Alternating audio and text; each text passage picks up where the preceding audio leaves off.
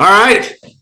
Hey, you guys, this is KSZNLP Radio, Sunnyside Voice of the People, 101.5. And you are tuned into the Eclectic Mix with Steve this evening. And tonight, my guest is Sean Kelly from the band The Samples. And basically, he is the band The Samples. He might say it differently, but his voice, the guitar. I haven't, let's just put it this way. I haven't quit the band yet. That's good. We'll keep it going. So they're from Vermont, go to Boulder. He's toured all over the country. He's had bands like Dave Matthews warm up for him. I don't want to hear that story. He's been on the night show. He's opened up for Sting. Oh my goodness. Dude, you have succeeded in the music business. How does that feel? If that's a success, I'm exhausted. But that's all great. Those are all really milestones in a career of somebody who just started by dropping out of high school, and learning guitar. That's it. There's no. So you just started. Who inspired you from the? Did you just always have music in your bones, or what? I swear I did. I mean, right down to when I had a close and play record player that I wanted for Christmas when I was in my 20s. No. I was probably 5, 6, 7 maybe. And I had Beatles records. And I remember music crystal clear as well. Like what was playing on the radio. Like everything from I was born in 65, and I remember, Judy Collins on the radio. Both sides now. All these neat melodic songs were such an influence. And then I remember wanting to play the drums to the music. But I never really, that didn't turn into anything. Drums are just too much, too crazy. All 4 things going on here. Well, yeah, and I had a family of 5 brothers, and so where do you put a drum set, and how does that work? Just fight over it. Yeah, it's amazing how everybody says the Beatles were an influence. Like everybody, our age. I was born in '67, so we're about the same. So it's like I don't know if that exists anymore.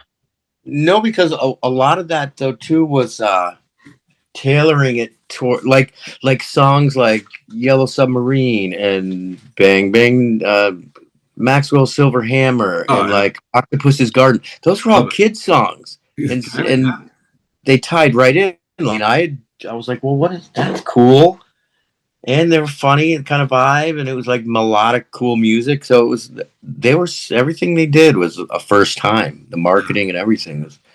I think they were deliberately doing that they're like, shit, let's hit little kids too, Let's get them hooked. Yeah, and it worked.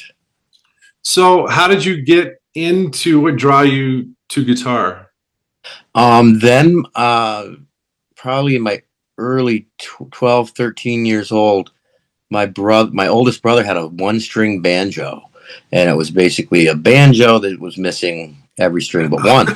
and that was a big deal because they were so loud, when you hit a band like amplified. So that one string was always something I could go mess around with, and it kind of got me used to frets, frets and the sound of picking. Where you put your finger. Strings on a stringer.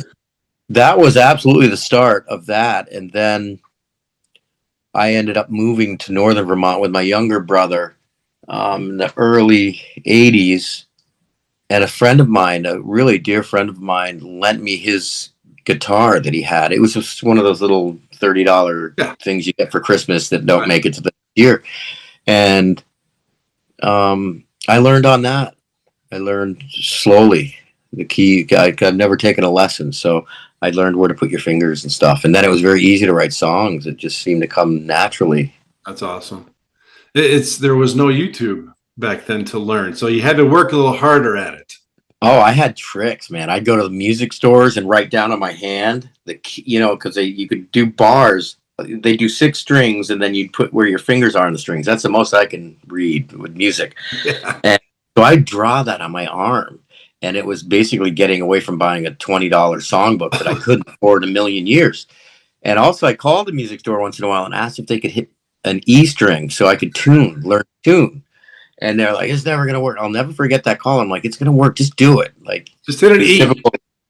Yeah, just like hit the top string, and they're doing it, and I'm tuning to it. Like, thank you. That That is was it. awesome. But that's Very all you have. creative. So let's just continue on. So you started guitar, then songwriting. When did that happen for you? You're like, hey, because a lot of Oh, people do an instrument but can't make the songwriting jump.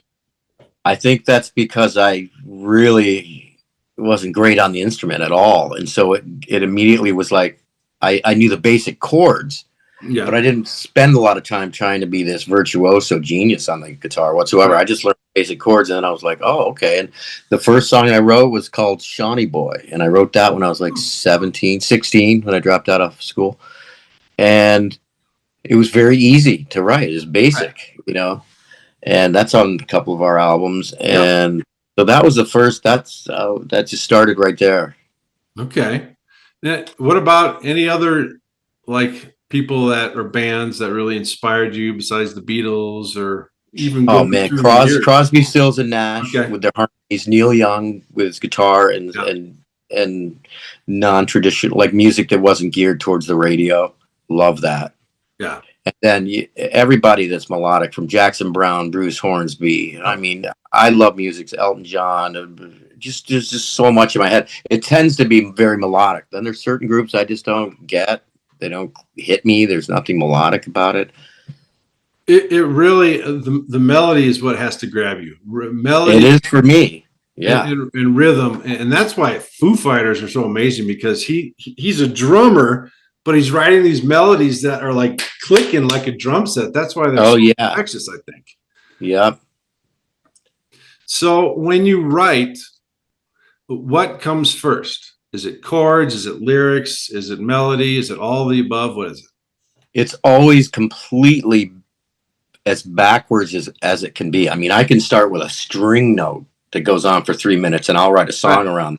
Okay. Next, but a lot of times it used to be little drum machines that I was working with, and then I would play to those, but it was never words first. It's always Okay. the music builds, and then I'll make up a melody line in my head, and then the words come out of outer space. I don't know where that Right. happened.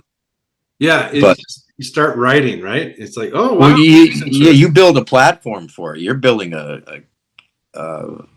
place for it to appear. Really, that's the best you can do. You build a nice warm place with some cool melodies and a lot of nice strings and things, and a couple changes here and there, and before you know it, it all comes to you.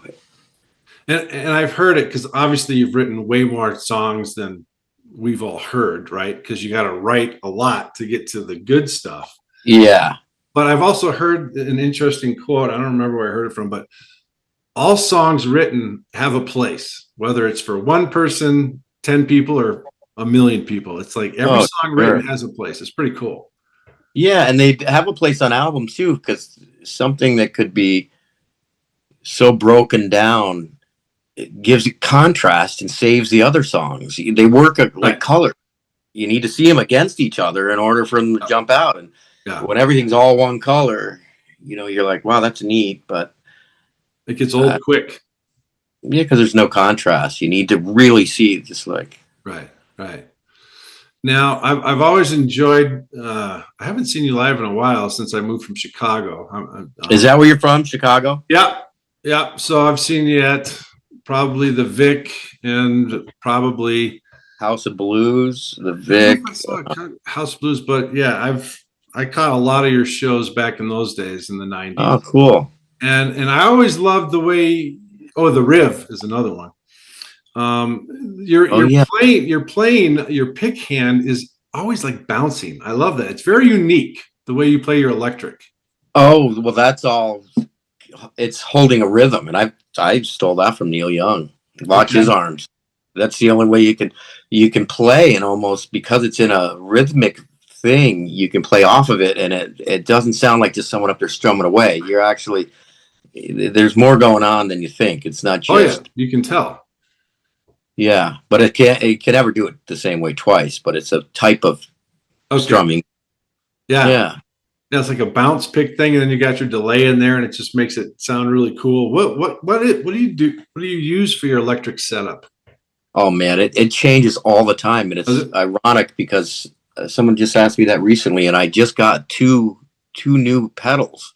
I was playing for probably 6 or 7 years with just a compressor, distortion, and a not even a delay, the looper, which is cool. Oh Really yeah. cool. But now I've got a couple things going. I got a tuner, so I never had a tuner. So I finally got a tuner. You never had a tuner? No, I play by ear, so I just ask for an E and up it goes. Right. But I got a tuner because it helps. We're getting older too, and Oh, it's on just stage it's a little loud. But I don't like using tuners. I don't like them at all. But it's interesting. amazing how off I am at times when I completely think I'm in. Oh yeah. Right. It can be in tune to It's the, itself. yeah, it's the only way I know. I started backwards. I never did it from the and by no means am I gear guy. I just Yeah. got a guitar 2 days ago. I needed electric badly because the other one I was using literally is falling to pieces. Really? And So what'd you I get? didn't even try it out. You I didn't think try it's it out? no, I think it's an Epiphone, Huh. but it's really cool looking. Actually, where is it? In the other room. It's really neat. So I'm excited to try it. But I could have sat in that store for 4 days going through this, that, and the other, and you really don't know till you get it out there. And That's true. but I like the feel of it. It's really cool. Okay, so at least had a feel for it before you really started playing it. Because Yeah, I made it. I made sure everything was in key when I went up and down. That's always the main thing. When you do that and it starts, you hit these sinking spots. You're like, oh, that's why this is only $350 or whatever. I never get expensive guitars either. They're tools. Interesting. I mean, I guess they all have their pluses and minuses, but wow, I guess they would maybe have their own sound. You can or make it your own.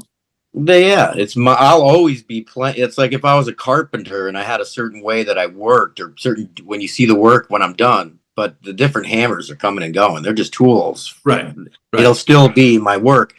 But with the guitars, you stand the chance of getting a new sound too, if it's not something you haven't used. But I can't stand those guitars. They're like $5,000. I saw some of them. I'm like, I wouldn't even, who wants to play that? And my guitars are destroyed in a month of going through airports and everything. I mean, they need a lot of work. Yeah. You'd have to buy a seat for Paul Reed Smith or something on the plane next to you. Nobody's touching this one except me. Yeah, I used to have a nice Paul Reed Smith, and it got stolen. Man, I really liked that. It had the locking tremolo or something. What did it have? Paul Reed scallop frets. Oh, it was really great. Really fluid. So it really did. Well, talking about, so I'm wearing the shirt, The Last Drag. I absolutely this is. I say this a lot. My kids are like, "Oh, everybody's in there," but I say this album is in my top 10, if not 20, of all time, of all albums. And I've listened to a lot of music, dude.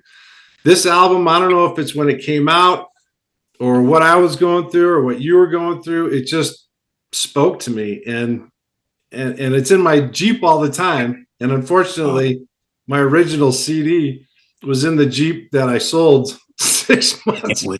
Oh, no, it was actually in it. Yeah, because I couldn't. I'll find you one. I've got a couple no rooms at my house. Oh, that would be sweet, dude. Or no, Last Drags. Is that Last Drag? The Last Drag. Yeah. The Last Drag. But so tell me about this time in the samples history. What would that feel like when you were writing this? What was going on? Some tunes are done years and years before. Okay. Like Little Silver Ring I wrote when I was probably 16. Really? Yeah, a lot of songs were written when I was really young, but then there'd be newer ones. So you get to add stuff to it. But that was fun because there wasn't a limitation on space. And so it would be like, let's do every tune we can that we have and throw it. Even our friend Vince singing, was it this one where he's saying Little Whale, or is that No Room? I get them mixed up. I don't know. Yeah, I don't know. But The Last Drag was a lot of fun. That was really cool. That was our first time in Los Angeles, I think, recording. Oh, you did it there? Okay. Yeah, we recorded that. It definitely has a unique sound. Yeah. it's and we've never had producers. They'll say Really? producers. We produce it. We always do. I don't let anyone change a thing on my songs. I don't mind. I'm open to it, but it's not what those studios are so friggin' expensive. You go in there with it pretty much done. Right. You know, not a lot of time to fiddle around. But so the sounds really weren't the sound. We had a great producer though. This guy, not mixer. He was so great. He still wants to. Yeah, he still wants to work with us badly. Oh, his cool. name is. He writes me all the time, but I can't remember his name at the moment. Well, the reason why we hired him is because he helped mix "End of the Innocence" by Don Henley. Oh, wow! Yeah. And we're like, how'd you get those sounds? Like I love the airiness sound and stuff to it. So, The Last Drag. Yeah, that was there's a song about Marilyn Monroe on that one, right? That it was her 30th anniversary in LA and her picture was everywhere. So I went and wrote that like one day somewhere while we were there. So that's how some of that stuff came together. So it's mixture between old and new and kind of interesting stuff too, where you like The Last Drag, I think, and When the Day Is Done, if that's on there. Yep. They're just acoustic. They don't need drums on them. They don't need all this stuff. So we started getting into a place where it's like, let's do what's best for the song, not that we all play an instrument. Let's all hack away into it. We started getting more individual, and that was really cool. I like that. That's a saving grace in any band. But less is definitely more when it comes to solos or. Oh man, just because you're a full band doesn't mean everyone plays. It creates that contrast thing again, which is so necessary. Right, especially on an album, which I hope people get back to listening to full albums as opposed to singles. I know. I don't know what it is anymore. I kind of give up on the vibe. I don't know what it is. Yeah, it's hard. I don't get it. I don't do that. I don't believe in 6 tons of plastic garbage either. I think you could make some format really cool that was biodegradable and got seeds in it. You know, whip it out in a field. You know, and how hard would that be? That's a cool idea. Let's do it. Seeds, but the thing is CD. Yeah, but I don't even know if they have the players anymore, so I don't know how you really. I don't know what it is, but you need a physical thing. You really do. You need something. Yeah, yeah. And especially when the system goes down, if, when, and how, it's gone. Like, what are you gonna? That's why I'm investing. I got a cassette player at home. I'm got an old receiver happening, a record player. I'm going back to it all. That's hilarious. I found a cassette player that actually works at Goodwill like a few months ago. I'm like, oh, I can listen to my old cassettes and right where I got mine. Music that I wrote when I was 20 myself. It's like exactly. There were Tascam 4-tracks and stuff like that. Oh man, I just miss that physical presence. I don't get what it is now. I don't get it. I don't listen to music. All in the cloud. So do you have a fave samples tune, or do you have any that you don't like to play, or are you just kind of open to it all? I'm pretty open to it all, but there are a couple like where some magic I think happened. Like there's a song I wrote about my mom called "Water Under the Bridge." Okay. To this day, when I hear that, I get really creeped. I get sad. I get almost hair goes up like my mom's. Like somehow we dialed it in, and it really came out. It's about her losing her battle to malignant melanoma, and and the tough. It's all about that. That gives me goosebumps when I hear. It's very intense. Yeah. Somehow it captured the helplessness of the loss of a parent and loss in general. So, and then Close to the Fire's off our first CD I like a lot. Okay. Because that tune was 35 years ahead of it. So right now you can play these tunes and it's like we were that far off somewhere. And a lot of that stuff is what was intimidating to record companies and stuff. They really wanted us to be safe. Yeah, right. Don't be shaking the boat or rocking the boat here. It's just let's have a nice song. Don't say so. And that didn't work. That just didn't work with several labels. But you guys have been you in particular, just been going on and traveling and touring that many years is exhausting.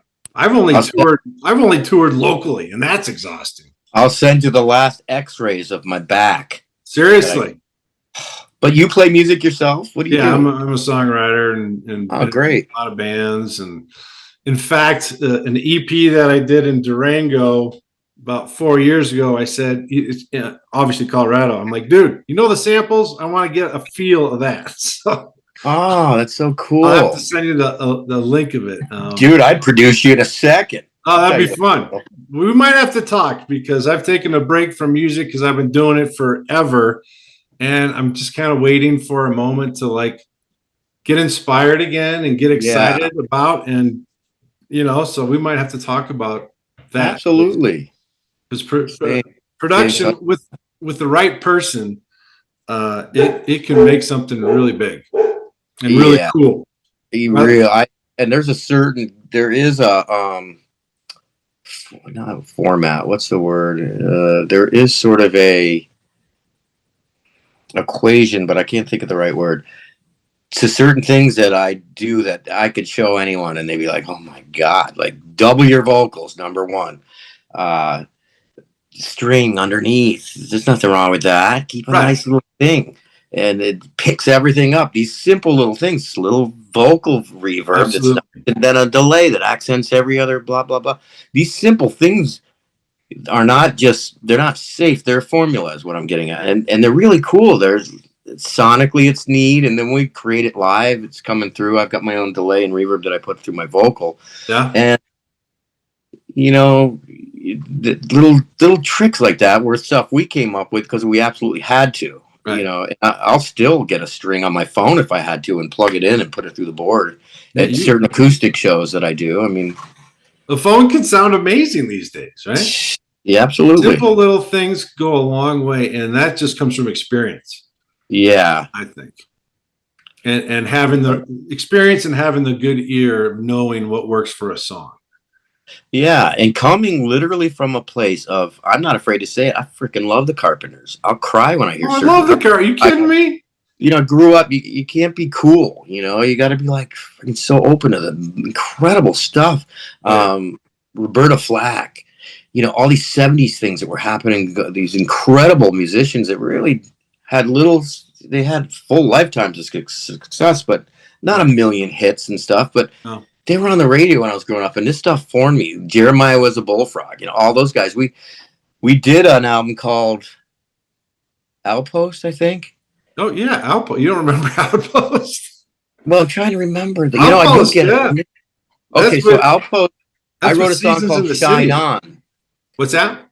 I wrote a song called Shine On that. Okay. And it was inspired, but all I could hear in my head were little kids singing the same way. Wow. They do in the background of the song, "The world is white, the world is black." You remember that tune? By who? The world is Three Dog Night. Oh, I know Three Dog Night with it was Jeremiah Was a Bullfrog. Yeah. But then the world is black, the world is white. It's their biggest tune.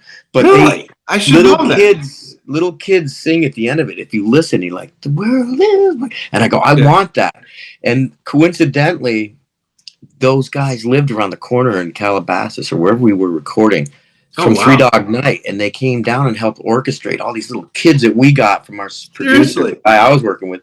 And if you listen to it, you'll hear these little kids, and that was all inspired by one song in the early 70s, and it was just a coincidence that those guys lived next door somewhere. But I don't know what made me think of that album. I guess it was we're just talking about influences. Yeah, they all come from a place not a lot of people touch because it really wasn't that cool. But I love that stuff. I grew up on it. It's part of that culture at the time. Yep. The Eagles, all that beautiful, simple melodic tunes that were right. And those songs go a long way. I mean, they're not trying to do a whole lot. It's maybe a simple idea and then just a great melody that goes along with these simple chord changes, and boom. Yep. The thing the samples have never had is something behind it. So everything you see is completely held up by what we've done. Going out there spending $100,000 a year uh, in the past without any profit, but it was paying to keep a presence. That's expensive. Where another company can blast, keep you up and going. But even though I know how it all works, and you pay for it in the end, so you don't just still delays.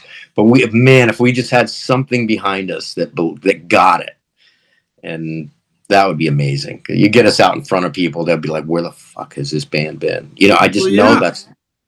And it's not by our doing. We're not trying to under succeed or whatever it's called, but we're not going to change to do it. We're going to be this product, and nobody gets it. Nobody at that level. No, the shakers and movers don't get it. No. So they wouldn't.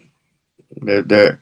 I see the music as today is it's got a governor on it. It's so safe and it will not go above a certain thing. And I don't want anything to do with that. I want to be able to go on stage, smoke pot, sing cool tunes, and have fun and leave. Like there's no more heroes anymore. Like everything's, what do you got? Who do you got to live up to, or be a little daring, or break down a few walls while you're here? So how do you guys were on the cusp. You guys were selling out shows. Dave Matthews was up and coming. You were kind of giving them a hand up. And then a lot of these guys, not everybody, but a lot of these guys kind of went on to the hugeness. How do you deal with that? Because I think about it on a daily basis sometimes, because it sticks you in the stomach a little bit, because you're like, man, but it's also like, I don't want that. I don't want that nut show. I don't want that shitty, crazy stuff. I'm doing exactly what I want to do. But we did offer ourselves out there, and we were like, Dave, come on, well, let's return the favors, buddy. We pulled you around the country. We brought you to Red Rocks. We did everything. And as soon as they made it, it was bye. Seriously. Oh, yeah. Yeah. And we're still kind of friends. I mean, when we've seen him play a few shows, or we went to one, he's always like coming out and saying hi to me and stuff like that. And he admits it in some early interviews, but boy, wouldn't that be nice if there was some camaraderie in this business? But there really isn't. It's all fighting your way to this place, and then those three bands are fighting their way to do whatever. And we're like, can't the music fucking speak for itself? Like, can't that take you to where you need to go? But we watched it right before our very eyes, and sometimes it was a little frustrating, because you start to feel like you're lacking success because something might be wrong with you. But the thing is, it was never tried. And I think that's the thing. No one threw this out in front of people to give them a choice. It was never on a menu. You got to dig through all the shit and get there. Oh, yeah.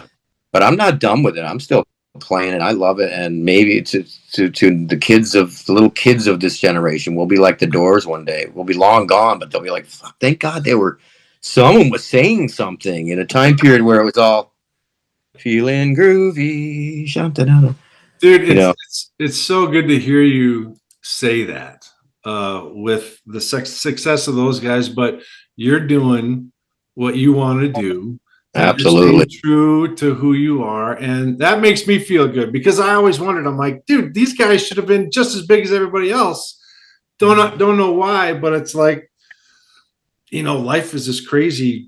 Rolling the dice. It's pretty amazing, and maybe there's a good reason behind it, right? We don't know the reasons. Absolutely. I have a beautiful 10-year-old daughter that there's no way on earth I could have been there as a father with the shit that goes down, and the years ago what we were doing to struggle on the road. But it's too taxing, and that's not important. And at the end of the day, we all die, and I think we just do this crazy world, and then we get to the end. And I'll always be wondering, like really, Dave? Like, but I don't think they have any power or control. I think they're all controlled, and I'm not willing to ever be that. It just doesn't fly. I haven't had a manager in 25 years. I don't do any of that. No way. That's awesome. We're carried by whatever's the little innocent, helpless threads that are keeping it going, and in a heartbeat, it could flip. And then all of a sudden, it's like, I've seen it, come and go. But I'm not in it I'm in it for the adventure. I do like the adventure in it, not knowing really what's going to happen. There's a lot of that in the music biz, right? I mean, because you don't know good or bad. I mean, that's kind of life in general. It really is. So what advice do you have for some like up and coming songwriters that want to do what you've been doing? So I think sometimes you just have to stop and ask, why do I want to do this? If it's something you just want to do because it's a neat way to meet some people, or it looks like they're all happy in a poster of so and so. Right. You gotta have to do it, and you're gonna end up doing it because you have to.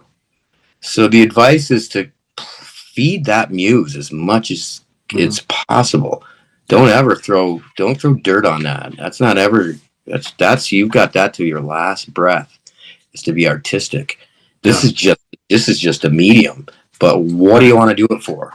Right. You know, what medium you want to choose, and you always have naysayers on both sides. Oh, you shouldn't do this. Let's not say. But don't listen to anybody ever. No. Right.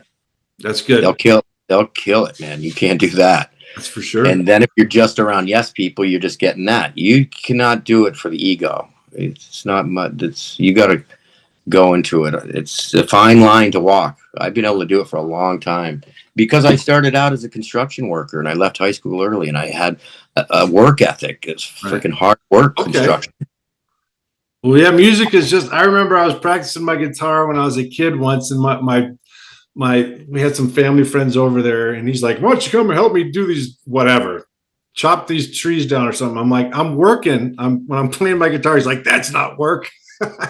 Isn't that the worst? My mom was dating a guy a long time ago who my mom's like, play a song for so-and-so in the living room. Come on. And I did it. And he was just like, those are the most depressing songs I've ever. I mean, he crushed my spirit. And I'm like, Mom, why did you dare let me? Like, it hurt so bad. And certainly they were. Those tunes they were bare boned, whatever. But I learned quick. I'm not getting anywhere if I listen to people. It's too subjective. It's too. Everyone's got an opinion, and it's great. And everybody's got one. Everyone's got one. Everybody's got an opinion. That's for sure. Yeah.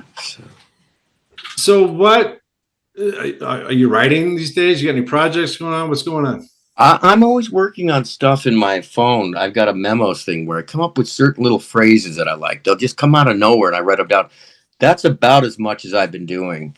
I feel like the last album I did, the last two, America and Indian Summer. Yeah, those two, I feel kind of done for a little bit. Although I'd go in 2 seconds if it made sense. But I don't even know if people get this music anymore or anything. I don't know quite what's going on. And so I think everything's been written. I don't know what to write, I could certainly create things probably that would be fun to do that were different. But I don't know. I love playing them. I think that's fun. You spend a whole life recording, and it's like, can we play these now? Like some songs we've never played ever. They've never been played live because there's so many. Wow. Yeah, you have a good sized catalog. How many songs do you got that have been recorded? I have no idea. A whole lot. You have a whole lot. Learn some. Yeah. And they're easy because they're 3 chords, luckily. Right. But you take like the movie that came out, Perks of Being a Wallflower, and the producer was a big fan of our band, so he used one of our songs in the very beginning of the movie. Mm-hmm. That's one of our B-side songs, I guess you'd call it, whatever. But you go watch, like, there's 6 million hits on that. Wow. When you go on YouTube and see people promoting it, little kids playing the song, you know what I mean? They're all into it because it was in a movie. Dude.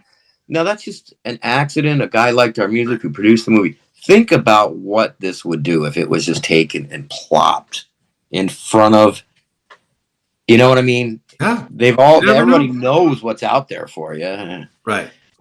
It's going to be but this option isn't. It's for those little kids like myself when I was 16 and awkward and I didn't know what the hell I fit in and what I should I listen to what everyone else is into, and I didn't. I went into my own world of it, but there's millions of us out there that would get this. There really are. I think they've given up on, they just turn their back on it. And it's like, oh, well, just not that inspiring because there's a governor on it. I swear there's some kind of a mechanism on it. So it keeps all the music safe. Well, let's keep writing. Let's keep feeling the muse. You've inspired me to do some writing, and we might have to talk about some production, dude. Let's do that. And I could certainly help over the phone or anything. Like, That it's would easy. be amazing. You have your own little studio of some kind, or? Yeah, I mean, I just do stuff on my Mac, but we got studios in Flagstaff. But there's definitely these days you can record anywhere, right? Oh, of course. Yeah, Yeah, let's talk about that. Track me down. yeah, for sure. And I can't thank you enough for this interview. Total blast. I've been wanting to talk to you for years, and really, dude, you are an inspiration, and you're just a great songwriter, and great hanging with you. Likewise. Next time, let's do this and have a beer, a little shot of tequila on I us. think that sounds like a very good plan. So don't fly or drive through Flagstaff without stopping, and I'll try to find you maybe in California or somewhere. I wish I was in. I'm going to Chicago this summer, but I'm going to miss your time at the winery. So, but we'll figure it out. We'll make it happen for sure. All right, Sean. So I'm easy to find. All right, man. Take care. Bless. We'll talk to you soon. Thanks a lot. You bet. Take it easy. See ya.